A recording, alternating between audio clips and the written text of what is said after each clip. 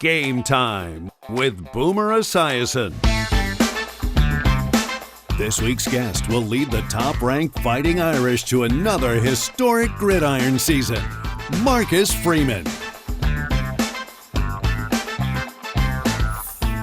The powers that be in South Bend, Indiana, certainly shook down the thunder from the sky last December when they promoted their 36-year-old defensive coordinator to follow in the footsteps of the great Knute Rockne, Frank Leahy, Ara Parseghian, and Lou Holtz as Notre Dame's 30th head coach. It is my pleasure to welcome Marcus Freeman. Coach, welcome to Game Time. It's great to see you, and congratulations. Thanks, Boomer. It's a pleasure to be on here as a longtime Bengals fan. I definitely is somebody that looked up to you growing up, and so it's a pleasure to be on your podcast. Yeah, Dayton, Ohio kid that you are. I appreciate that. That could be Brown's territory as well. Hey, one of the most touching moments, I think, of the year, video moments of the year, was the way that your team swarmed you when they found out you were going to become their head coach. I mean, I was touched by it. I had chills in the back of my neck. How did it make you feel? It was surreal. It was a moment that I knew was going to be happening probably about 48 hours before that. And I was under strict orders to not leave my house and not be on the phone or not communicate with anyone. So when Jack Schwarber allowed me to go embrace my team, that's all I wanted to do. I wanted to be around them. I wanted to spend time with them and just hug them. And it's a moment that I'll never forget. When you were at the University of Cincinnati, you had a chance to go to LSU or to Notre Dame to become their defense coordinator. You chose Notre Dame. Why did you choose Notre Dame? You know, it wasn't an easy decision. I came and visited Notre Dame first and loved everything about it. And then I went down to LSU, and Coach Orgeron is one of the best recruiters in the game. And I left there really confident I might be the next defense coordinator at LSU. And so when I got back home, I told Coach Orgeron and Coach Kelly I needed a day to decompress with my wife and just really think about what's best for our family. And ultimately, it was the chance to associate myself with this great university. And I knew I didn't think I was going to be here forever, but I knew being able to say I was a defensive coordinator at the University of Notre Dame would put me maybe in a different light, and the presidents that make the hires for the next opportunity I had. I thought, that's what I wanted to associate myself with, was this great university. And little did I know in 12 months that I would be the next head coach here. You said it's not every day you get to go to work with a camera in your face. And this is something that the school produced a video showing their new head coach on campus going through the things that you go through on a daily basis. What have you learned in the short time that you've been a head coach that's a little bit different than where you've been before?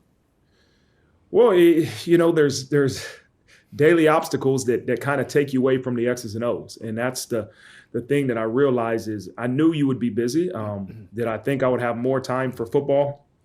I wish I did. But there's parts of this profession and parts of this job about that has nothing to do with football. And you have to take things one moment at a time. And the greatest advice I have ever been given for a first-time head coach is be who you are. And that's what I've tried to do. I've tried to attack every obstacle with who Marcus Freeman is at the core of his heart and do things with integrity, but do it the right way and be myself. And so time management's been huge. The ability to keep a schedule is the first time I've ever had to keep a schedule. And I needed to keep me on track. All righty, we're just getting warmed up with Coach. Stay with us as Game Time continues right after this. Now, are you up for a little quiz game that we call Wake Up the Echoes? Absolutely. All right, here we go. Which Notre Dame Hall of Famer later became a Purple People Eater and State Supreme Court Justice? Alan Page. Yes.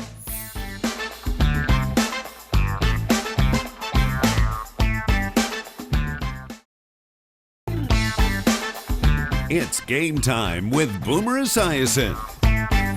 Welcome back to Game Time, everyone. Notre Dame head coach Marcus Freeman has credited his father, Michael, with teaching him about discipline, motivation, work ethic, and honesty. His mom, Chang, taught him about unselfishness, sacrifice, and the true rewards of serving others. So your dad has a military background, Marcus. How did he impact you? Well, my dad was in the military. He was in the Air Force for 26 years. And, he was a little bit older when he had me. He was 43.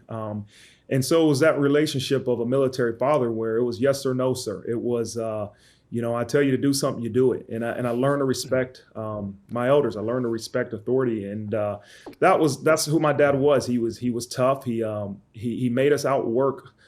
He always said, you're going to outwork your opponent and outwork your competition. So I remember I don't know exactly what the age was, but it was for a couple years. My father would wake up me and my older brother at about 5 a.m. when he finished his workout.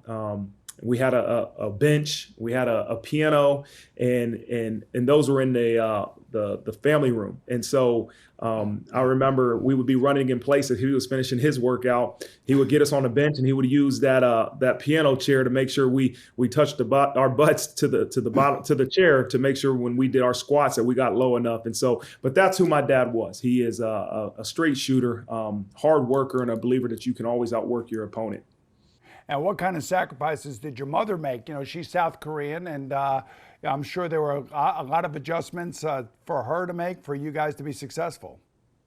Yeah, I think sometimes when you're in that household, you're in that world, you don't realize and have an appreciation for the selfless sacrifices that she made. And, she came over here in 1976. She left her family, came over here with my father, who was in Korea serving in the military, and she walked away from all that to be with my father, and they eventually married, and she just cared about her family. She cared about doing everything it took to make sure her family was taken care of. And I remember my mom working 3 jobs, and there was a part-time job at night she would do being a custodian, and me and my brother would go and help her at night. And as you get older, you look back and you appreciate that. You appreciate the hard work that she put in, but it was all just to take care of her family and make sure that there was food on the table. And that's how I became who I was. Who I am now is that it's, again, a military, very disciplined, tough, hardworking father, and a mother that just did whatever she could to make sure her family was taken care of. So you and your brother are also junior national champions in Taekwondo as well, right? Yeah, that's something that when I was about 4 or 5 years old, my mother got me into a place called Ming's Martial Arts. And that was something that she grew up around, Taekwondo. And it was something that I did from 4 to 12 and ended up getting a black belt. And again, it's very similar to wrestling in terms of, one-on-one combat. And it taught me valuable lessons. And I actually went from Taekwondo and I started doing some wrestling. But I talk about that wrestler's mentality, or Taekwondo, that one-on-one mentality, and that, hey, you got to take ownership for the wins and losses. And that's something that I try to, promote in our team, is that, hey, when things aren't going well, we all have to have a wrestler's mentality and look at ourselves and say, what do I have to do as an individual to make sure we have team success? Interestingly enough, you chose Ohio State over Miami, Oklahoma, Tennessee, and of course, Notre Dame. Why did you choose Ohio State when you were coming out of high school? Well, my dad was born in Columbus, Ohio. He had grown up an Ohio State fan, and being less than an hour away from Columbus, Ohio, growing up in Dayton, Ohio, it was something that you always dreamed of doing. You always dreamed of being a Buckeye and playing football. And when I became a high school football player and I started getting scholarship offers, you knew once you got that one from Ohio State, the school you dreamed of growing up, that you were probably going to go there. And so I had players that were on the Ohio State team that I played with in high school. And so I had a connection with that coaching staff and with that place. Notre Dame was a place I was really considering. I love Coach Willingham. The one thing that I wasn't able to do at Notre Dame that I was going to be able to do at Ohio State was graduate early. And so I remember that was a big reason why I chose Ohio State too, because I wanted the chance to graduate early and to enroll in school. And that wasn't something at that time Notre Dame was providing and offering. All righty, we'll return to look at how Marcus Freeman unexpectedly became a coach right after these messages.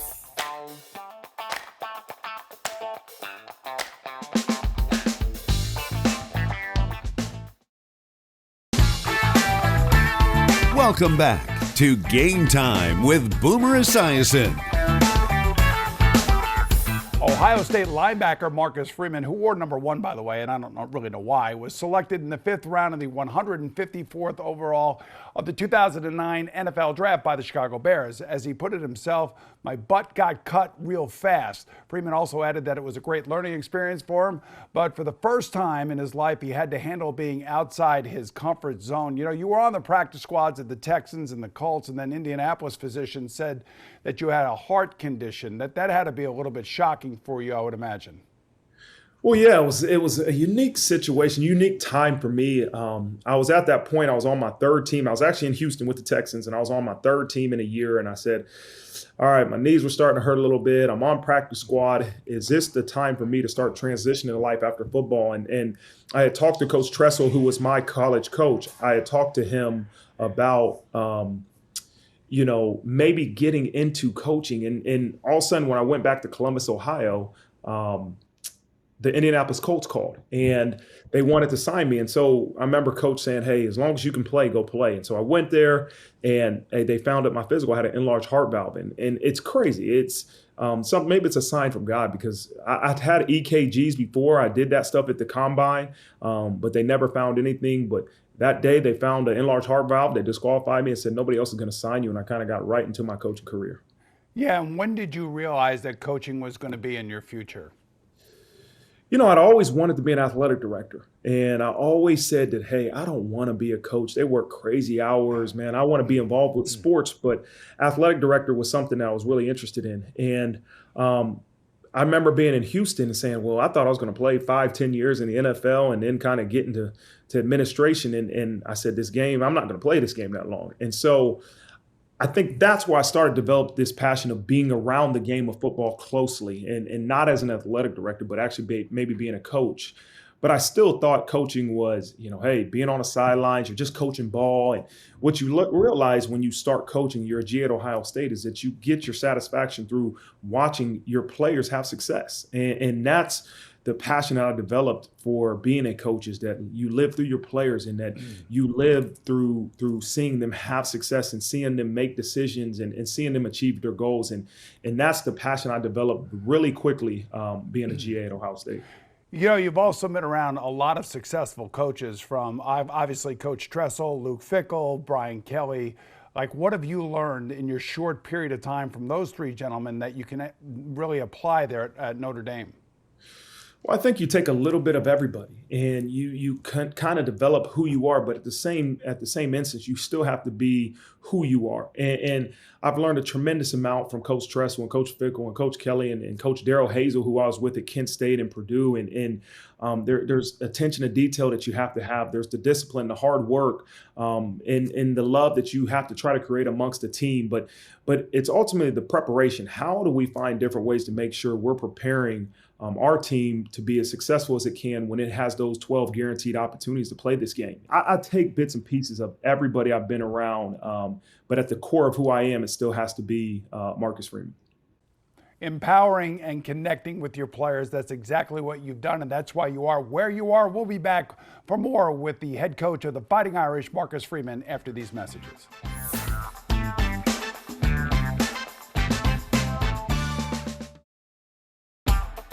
You're watching Game Time with Boomer Esiason.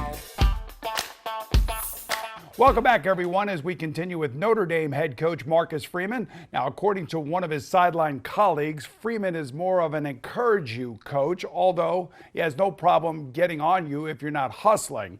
In short, his players love him because they feel he's always in their corner. And as I said at the end of the last break there, Marcus, I guess now in coaching, it's really about connecting with your players. You know, you're a couple weeks younger than Sean McVay is out for the Rams. You're one of these young, energetic, impactful head coaches. And I guess it's a different way of doing things now, right?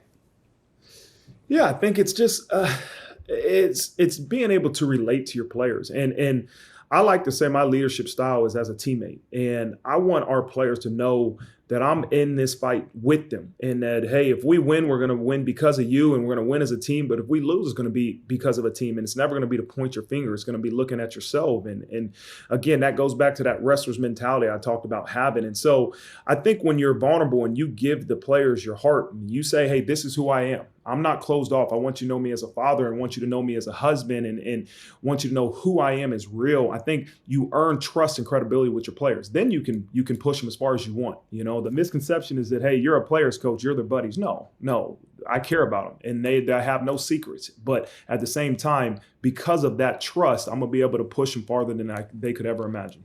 You know, you're a successful defensive coordinator. I could tell just by talking to you, you're going to be a great head coach. But really, in college football, it's about recruiting. And what is the secret to your success as one of the best recruiters in college football? Well, I think it starts with the work. I think it starts with trying to outwork your opponent, outwork the other coaches. And it goes back to how I was raised. Let's find a way to outwork our opponents. And that doesn't just mean time. It means being creative, thinking outside the box. But it still comes down to relatability. You know, it's being able to have a connection with these players and being able to figure out what they want. If you truly listen to players, I think they'll tell you what they want to hear and what they're looking for. And you've got to be a great listener as a recruiter. You know, too many times I hear coaches, and it could be our coaches, it could be anybody, just they want to sell. But to me, part of selling is listening. You got to listen before you start selling. And I feel one of the greatest products to sell, and that's to play championship level football, play at the highest level of football, but also to get a degree here at the University of Notre Dame that's second to none. Hey, is the transfer portal a good thing, Coach, or not?